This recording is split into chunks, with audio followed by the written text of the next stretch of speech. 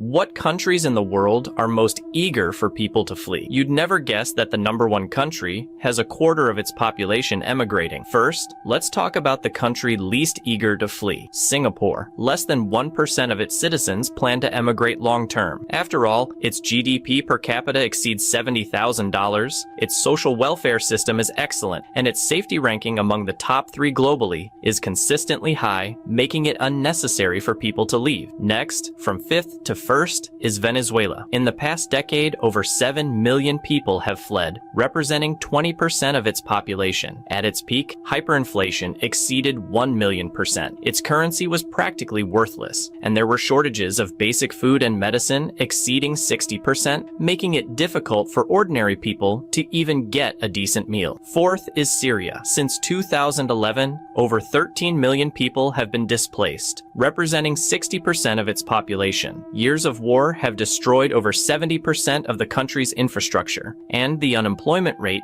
exceeds 50%. People who leave don't know if they will ever return safely. 3rd place goes to Afghanistan, where nearly 6 million people have fled in the past 4 decades of war. Since the Taliban came to power, women are barred from attending secondary school and working independently. Over 90% of the population lives below the poverty line, and young people see no hope for advancement. 2nd place is Haiti, where over 200,000 people have fled in the past 5 years, representing 1.7% of the total population. As the poorest country in the Western Hemisphere, the government is virtually paralyzed. Gangs control over 60% of the territory. Cholera is a chronic problem, and even clean drinking water is scarce. Before revealing the #1 country, write in the comments section what you think is the country people most want to flee from. The country ranked first has seen over 3 million people flee, representing 25% of the total population. 90% of the population relies on farming for a living,